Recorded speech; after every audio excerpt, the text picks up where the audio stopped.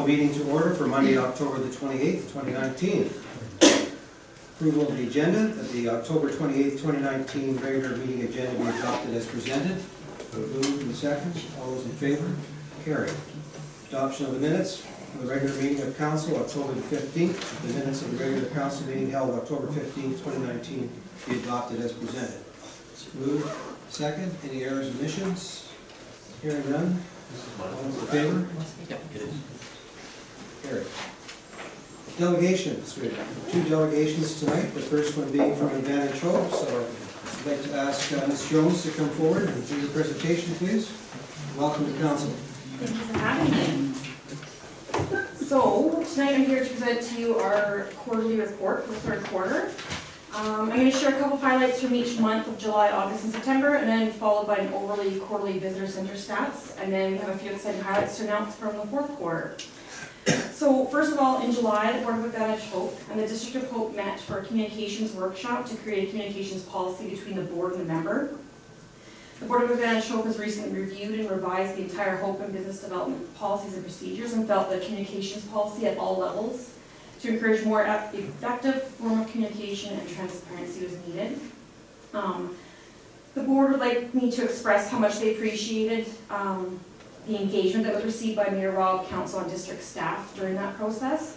And one of my favorite parts of that first meeting was that we have decided to now meet quarterly from the member and the board, so that was a great meeting. Our Visitor Center Manager, Sarah Brown, welcomed Communities in Bloom, the judges to the Visitor Center in September as well. We'd again like to congratulate them on their 5 Bloom report card. In August, our Scenic 7 BC Cooperative Marketing Group, now rebranded as Route 7, distributed our new Tearaway maps.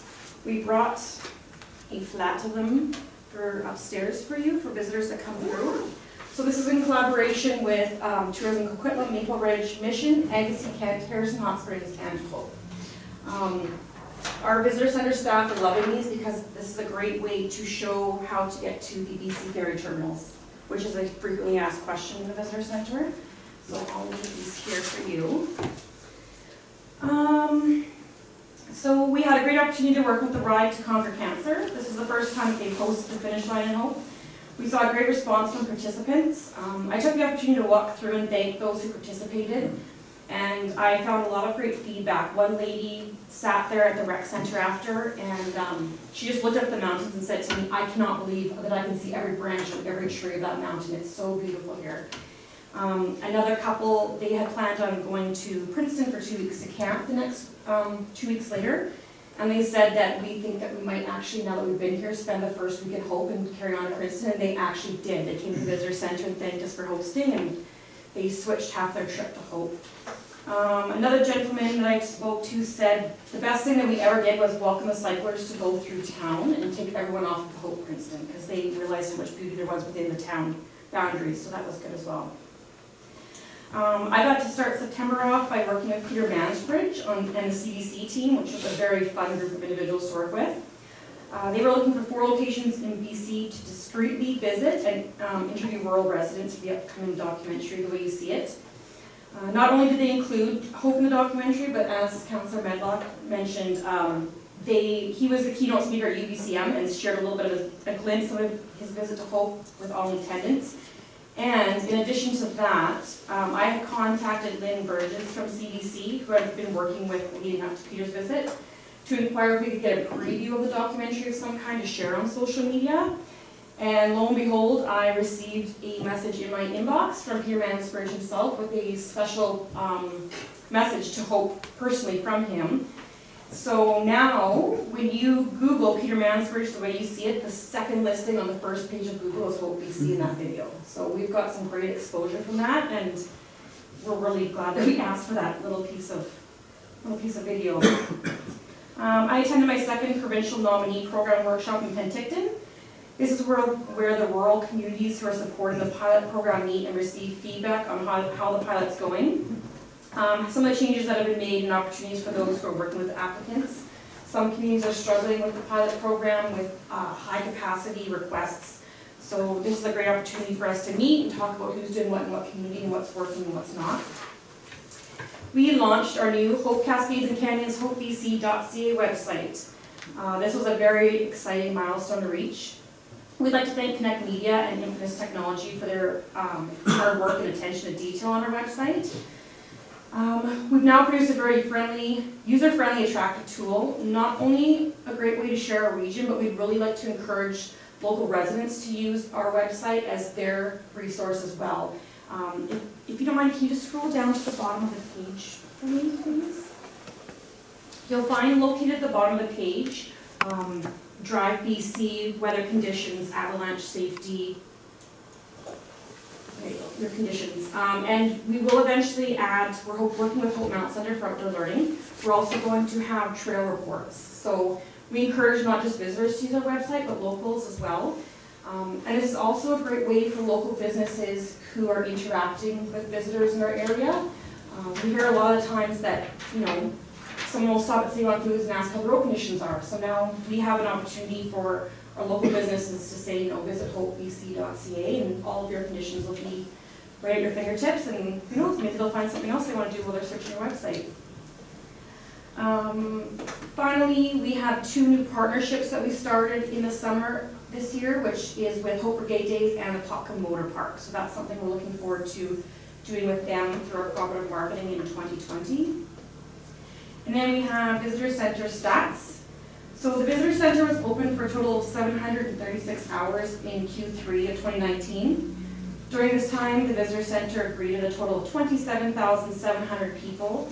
261 buses stopped at our location, and our summer students greeted 21,680 people as part of the roaming visitor services at events including Hope Floats, International Chainsaw Carving, and the Othello Tunnels. If we look back at 2018 for the same Q3 report, the Visitor Center greeted 23,319, interacted with 4,555 roaming visitors, and saw 65 buses. So this is an increase of 4,451 visitors this year through our Visitor Center. This is an increase of 17,128 interactions with roaming visitors and 196 additional buses this year for Q3. So this says a lot for the value of our Visitor Center and how much it holds. While other visitor centers are looking at closing down like others have, every year we see a substantial increase in our visitors, so we find a lot of value in our Visitor Center. And then if you could please pull up the stats, I'll just touch on those quickly and then.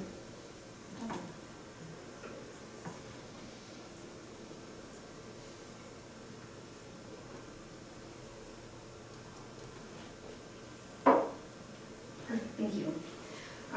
So you'll see that our largest stat from where visitors are visiting is actually BC itself at 6,439 visitors. And our second highest is Europe at 1,924. Our top 3 inquiries are site facilities at 4,941. This includes washrooms. So again, I know that a lot of people make comments about that, but because of where we are located before we hit the Okanagan and we hit the valley, our bathrooms are valuable, I'm not saying. It's the last place you can pee before Merit. It's the last place you can go to washroom before Merit. So if we didn't have a visitor center, then we'd like to know which restaurants and stores are going to facilitate 5,000 people in 3 months. The next is park information, and then adventure recreation is the third.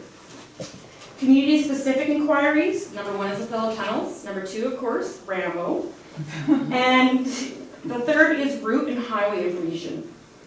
With the ability and accessibility on our phones these days, the numbers show that our visitor center is valued to those who come through, and they're making it part of their journey. They come to see our visitor center for a reason. I think that has to do with the relationships that they create with Brian and Tracy, our summer students. A lot of the times when we're working in the office, we'll hear visitors come back in and say, thank you for the added part of our holiday. We wouldn't have had that without you. So we find that a lot of them come back and thank us, so we think that that's great. And as well, one more quick stat. For phone inquiries, in 2018, the Visitor Center received 1,678. This year, we received 4,453. So we've seen a huge uptake of phone inquiries as well to our area. And then I'm quickly going to pretend that it's not October 28th, and we're going to talk about what's coming up in Q4. October 1st, we're going to start collecting the Municipal Regional District Tax, which is an exciting thing. Dark Sky, Manning Park, First Blood, Last Blood.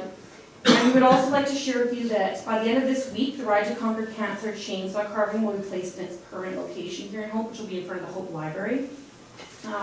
We'd like to thank artist Ryan Cook from Virginia for creating such a great and meaningful addition to our existing collection. Thank you to William P.J. McCarthy for his generous donation that allowed us to have the carving made, and to Communities in Bloom and Source Gadget Mechanical for your efforts to have the carving moved into place on more than one occasion.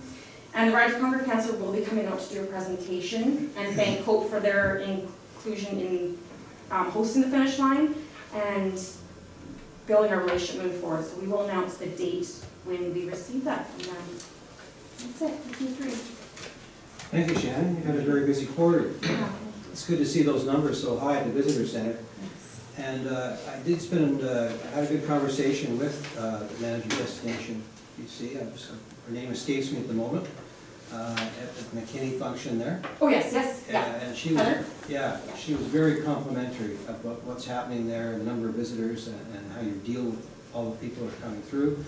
And she sees a great future. So coming from that department, congratulations. That's very, very important to hear that the results you're getting. Any questions, Council, for Shannon? Just want people here to know that the Info Center here was 11th in the province for visitors out of 230 some visitor centers.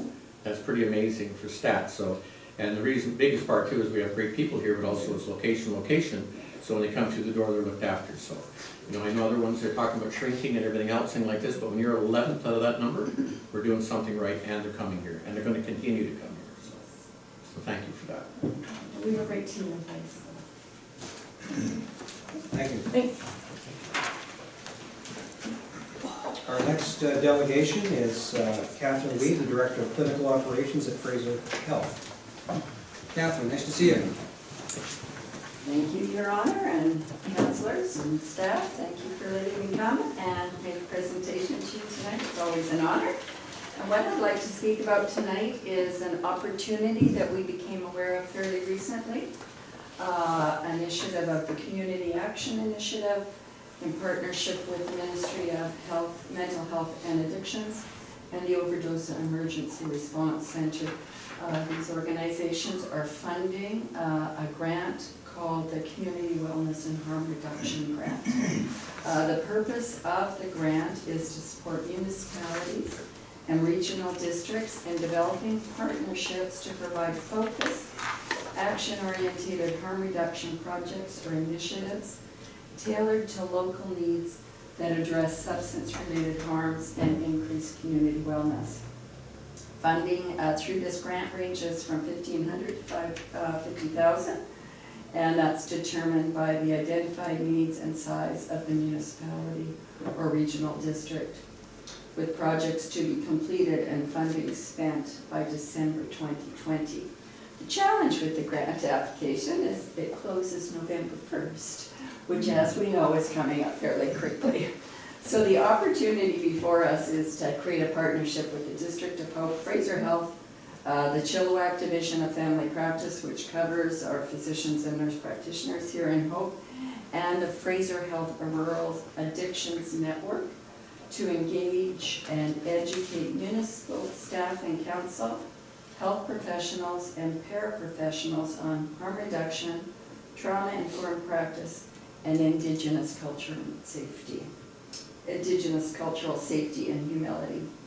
The funds would go to three main areas. The first would be around Indigenous culture and safety, and that would be the Stolo Historical Impacts Training, Sanya Indigenous Cultural Safety Training, and the Kairos Blanket exercise. That education would be available to businesses and government representatives in Hope. We feel we need to engage more fully with those in positions of influence and policy to create a sense of safety and acceptance for those who are impacted by substance use, trauma, and discrimination. The second area of funding would be to fund a guest speaker to address the area of stigma and harm reduction, best practices in the community. That would be a single event and to pilot something called our Practice Support Program, Adverse Childhood Experiences and Trauma-Informed Practice Modules. So our Practice Support Program is designed for our physician community to help support their learning. So they're working on a module around adverse childhood experience and trauma-informed practice, because we know adverse childhood experiences often lead to addiction, mental illness, and vulnerability to opioid overdose, addiction overdose. So that would be the second stream, and the third stream would be, again, our practice support program is developing modules for our GPs and NPs who work with a street entrenched population, and also with children and youth struggling with mental health challenges. So that's again around, it's called ACE, Adverse Childhood Experiences. So it's a special stream of education specifically designed for those working with this really challenging population. The estimated grant requests that we're looking at, and we're certainly open to augment it as the district would see fit, but the grant proposal that we've done some work around would be for $17,700. So the ask for you today would be to partner with us, because the grant does say that it needs to be led by a municipal or regional district in BC, and the lead applicants must partner with the Regional Health Authority. So that's why I'm here today as the Regional Health Authority partners, and we're certainly prepared to help with the grant application. We've had folks looking at it, and as I say, putting together to numbers already. So the role of the district would be to submit the grant and to be the lead administrator for the grant. The Fraser Health Rural Addictions Network would do the work of spending the money and providing the services that we've listed and the potential grant we're suggesting. And we would be the contact person to work with us, obviously, to look at the grant. So that's the ask. I've broken down the amounts. If you'd like me to go over that, I can, but if you have questions about the grant, I'm open to questions. Thank you, Catherine. Just when's cut off for the grant? November 1st. Yeah, that's the date that's sort of pushing my being here this evening. And I want to thank Anne and Tara, who helped prepare the notes for me, because it came to our attention last week that I think it was announced at the UBCM that the grant was available. It took a while to filter down to us, but we do think it's a great opportunity for our community. As we all know, addictions is a problem within our community. Overdose prevention is certainly the focus of all of us in healthcare. And we think there's a great role for the district partnering with us to help move forward our agenda of harm reduction within our community. Thank you. Over to Mr. Fortolowski. Do we need a motion to solidify the support for this? You may choose to do so. With routine grants like this, we often partner if the risk is very low, and we have partnered in other grant areas where we're just basically a flow through for the granting authority. Right. So we assist in the oversight function through financial management, but the day-to-day is coordinated by another body. So for example, an arm of Fraser Health, or the Open Area Hard Action Table, something like that. From an administrative point of view, it's very simple, and we would accept the challenge. We work closely with the partner to meet the deadline, and it is routine, Mr. Mayor. So then we do not require an official motion, but you do have our support. What we were looking for. Right. And would there be a contact person that I should coordinate with for the writing of the grant? Mr. Mayor, if I can, just one thing, and it was brought to my attention and justifiably so. Some grant applications require a certified resolution. Other require just a letter of support, which I can issue on behalf of the council. Let's do it anyway. Let's do it anyway, and Mr. Fortolowski would be your contact. Perfect. So I can make a motion. Thank you. Councillor Stewart, second by Councillor Tron, all those in favor? All opposed, carried. Thank you. Thank you. Thank you. Thank you for your presentation. Back over to you, Mr. Fordolowski, please. Mr. Mayor, Council, good evening. It's very coincidental and a happy coincidence we have a few of the board members from Advantage Hope and some key staff members. Again, welcome. From time to time, the board needs to be replenished for whatever reason. People leave, and the board needs talent, new talent, refreshment. And in this case, the board has reviewed a Ms. Margaret Stubson and her request or desire to play a part in this vital organization for the district. In your package, you have some more information. You've got a resume from Ms. Stubson. You've also got some information summarizing this from Advantage Hope. What I'll do is I'll just go through some of the highlights. She currently coordinates the tourism activities for the Yale Historic Site, as I understand it. She's also a resident of Hope. She has I think, a rich and varied work history, which will certainly bode well for her work if she is endorsed onto the board. Of note, the board has vetted and agreed clearly to bring her forward to your consideration. They are using a slightly different method. You'll recall before they had the potential candidates fill out a questionnaire, and that was seen as sometimes a bit intimidating and sometimes limited the pool of potential applicants. So I think they've taken an improved change of direction in a more initially more informal way, but certainly you should take away that the vetting process is no less vigorous for board membership, Mr. Mayor. So in any case, the resolution is suggested that you endorse Margaret Stubson for appointment to the Advantage Hope Board. If she is endorsed, there will be 3 remaining vacancies, but they do have a workable critical mass. All right, thank you for that update. So, as Mr. Fordolowski has suggested, the motion would read that Council endorse Margaret Stubson for appointment to the Advantage Hope Board. Moved. Second. All those in favor? Opposed? Carried. Welcome, Margaret. Thank you. There are no committee reports tonight, so I'll move right on to the mayor's report. My entire report is all about appreciation tonight. I've been away on vacation, and I'll start off by thanking Councillor Medlock for representing me at the meetings and social functions that I would have normally attended during my absence. And I appreciate all the extra time it took away from your regular duties and your family, so thanks very much. Congratulations to Councillor Vic Smith and the committee and the committees and Community in Blue Committee, and congratulations to Teresa Williams on her Provincial Communities in Bloom Award for the Community Champion Award.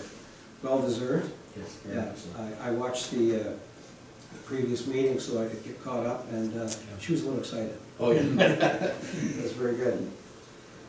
And a big thank you again to all the volunteers with CIB who, under your leadership, had another successful season. That's really good. And thank you to Councillor Tron and Mr. Fordolowski for hosting in my absence Mr. Takahashi Hattori, the Consul General of Japan, and his wife. I heard it went well, and he's looking to reconnect with us and maybe get our sister cities connected again. Yeah, so thank you for doing that. And the last item is, I had the opportunity to meet with the Mayor of Londonderry on my holiday, and they're a population of 260,000, and we're 7,000. They do things a little bit different. I'll be very quick. They 42 councillors to represent that area. Of the 42 councillors, they select a mayor for a 1-year term. Out of their 4-year term as a councillor, they must rotate between a Protestant and a Catholic mayor. So the current mayor, Michaela Boyle, is there for a year, then she moves back into council and they elect a new one. We have similar issues, homelessness, which they call rough sleeping. They have drug and alcohol and mental health issues and affordable housing.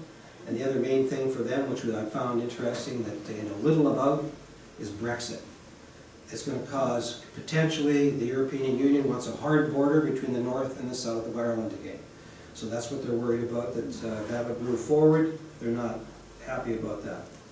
But thank you again for all those that looked after things while I was gone. I had a terrific holiday. Glad to be back. Councillor Drawn. Okay, I'll let Councillor Smith tell you about the chamber meeting last Wednesday, but I attended the Advantage Hope quarterly meeting in the council chambers on Monday, October 21st. Received a great update from the group, and I only see this as keeping an open line of communication as a benefit moving forward. That's it, thank you. Councillor Stewart. Thank you. I attended the quarterly meeting with Advantage Hope as well on October 21st. And on October 24th, I met with Mike Wigman at the Bear Crossing. And we did a little public awareness about pedestrian safety. So just this time of year is very dangerous for people who are walking. And we handed out reflectors that can be hung on their zippers or like the back of a hat. Just anything to catch the lights of a car going by. So that is a campaign that was started on the 21st of October and hopefully will run through the winter months. So everyone just be safe out there, it's dark, and wear bright clothing, not black jackets. That's everything. Thank you. Councillor Smith. Well, the Tom Berry restoration is this Saturday, November 2nd. They're going to be planting trees and shrubs down there, and it's down Tom Berry Road, and there'll be a couple of delineators down there so you see where to park. Shovels and tools will be provided. If they're planting the native plants in the area because they have a better chance of survival rate and everything else, as Council Trump will know when it comes to green thumb, how it works. It's from 10 to 2, and lunch will be provided. They'll provide the shovels and everything else and the plants, and you'll learn more about what's going on down there. There's a lot of, it's a great project, and it's funded by the DFO Coastal Restoration Fund, so come out and make a difference. On November the 8th, the grand opening of the Wash Tub Laundromat. Brian Dodd, the owners, invited council to come. Peter Robb will be, his worship will be down there doing ribbon cutting for everybody. Come meet the staff and that. They have a drop-off laundry service, and it's a much needed service in town. It's a very neat little place and that, right across from the Hope Standard. Also the Fraser Valley Regional Library. You'll see you've got a note there on that about the e-books. There's a problem with the e-books. One of the publishers of the Big Five are wanting to change the amount of money, and although they say it's the author would get literally cents on the dollars. It's not a good thing in that. On Wednesday they'll have another email will come out to you explaining this to you, so the next meeting we can have full further discussion on that. And also you'll all see that you have a thing here on Acorn TV that the library now has. You can get it on your TV and that with your library card. It's free. It's all about British movies and everything else, and British comedy. And no, Benny Hill's not on there, Dusty. I'll make you show your age here. Anyway, you get onto it with your library card. It's a very neat thing. So one of the other things the library does. Also, the Communities in Bloom, we started work on exit 168, clearing the trees, making ready for the 200 daffodils we're going to plant. This was funded by the Hope Community Forest Funding and the District of Hope. So it's really good for us. We also got approval from Emil Anderson Maintenance and the Highways for this project. This project actually was Councillor Stewart's idea, but the trees were blocking the vision when you come out of the Old Yellow Road to merge by Valley Helicopter. And it's true, there was no that. So we've already cut down some. We should have this project completed in 2 weeks, and then come spring it should look really nice with daffodils there. So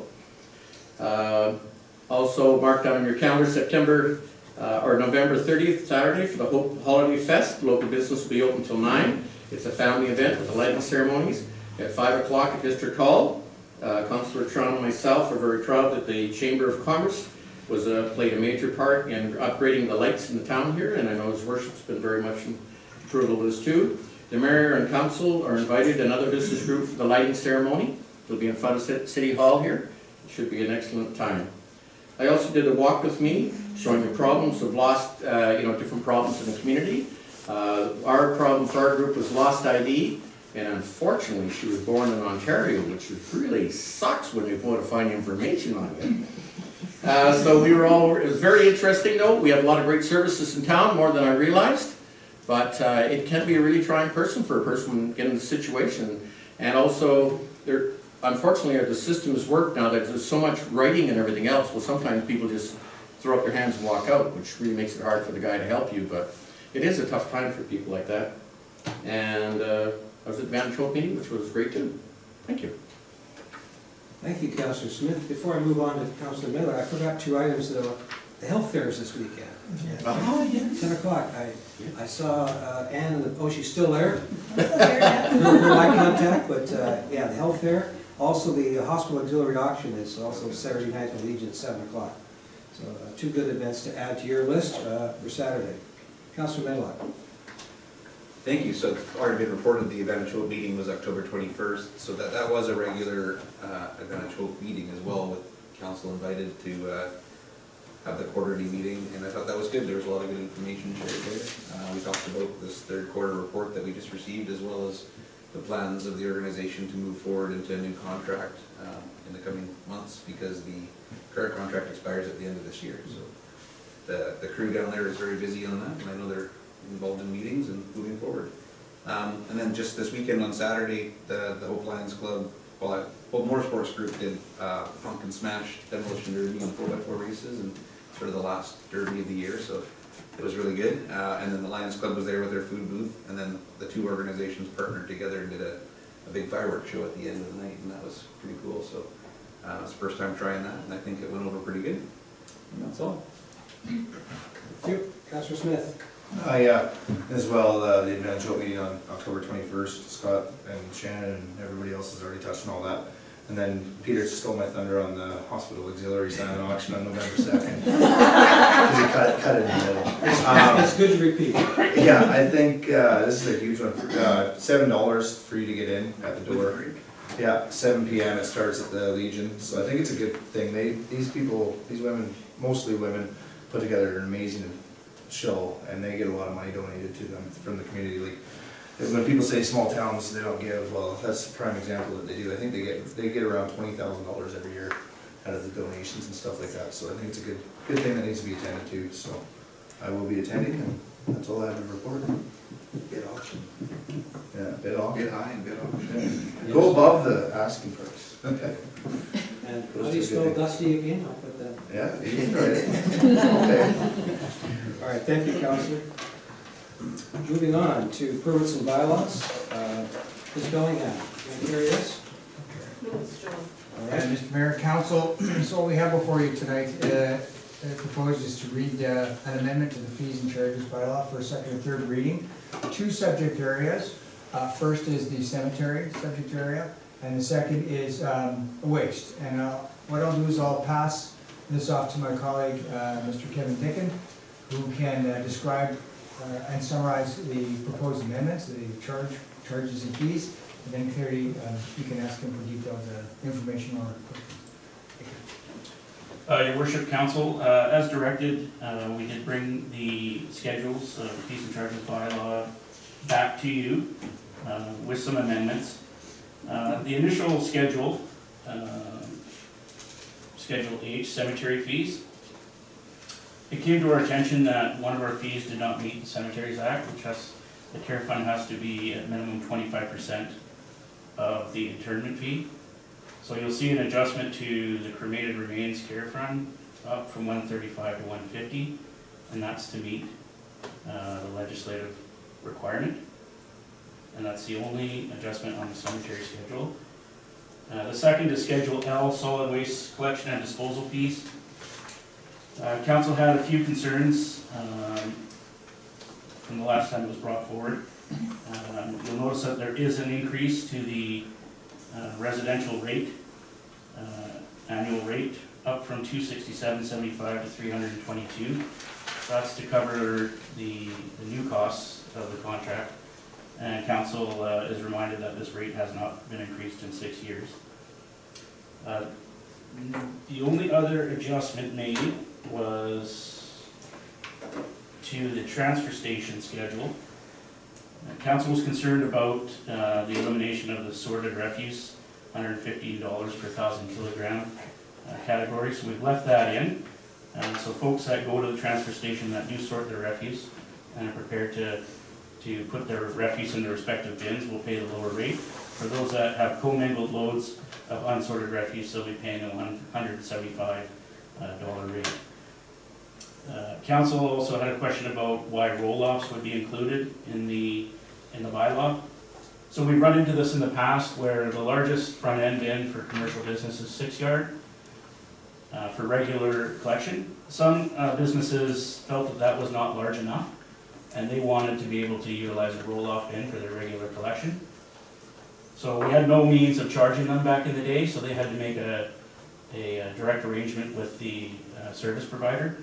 So this, having the roll-offs in the bylaw allows us to charge for them.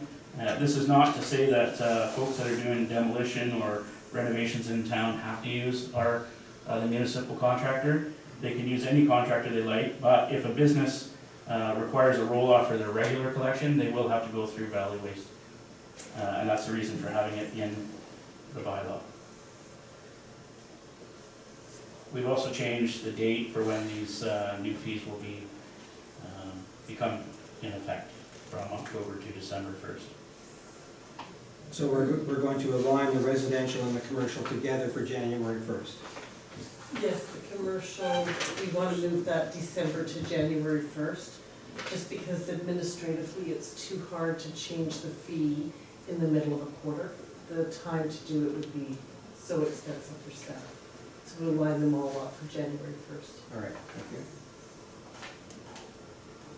So if council's happy with that, then we would do first, second, and third reading as amended with this date change for the commercial. Council, any questions of staff at this time? The information came back as we requested, the changes were made as requested. Is there we're good to go? All right. So the motion will be that council endorse, no, I'll be okay. The District of Hope fees and charges amendment bylaw number 1464/2019 be read a first, second, and third time this 25th day of October 2019. As amended, As amended. with the date change for the commercial to be effective January 1st, 2020. All right, Yeah. we all got that. Moved? Second, all those in favor? Opposed? Carried. Thank you. Correspondence. For information, correspondence list dated October 28th, 2019 be received. Moved, received. Second, thank you, all those in favor? Opposed? Carried. Question period. At this time, we'll entertain questions from the public for items relevant to the agenda.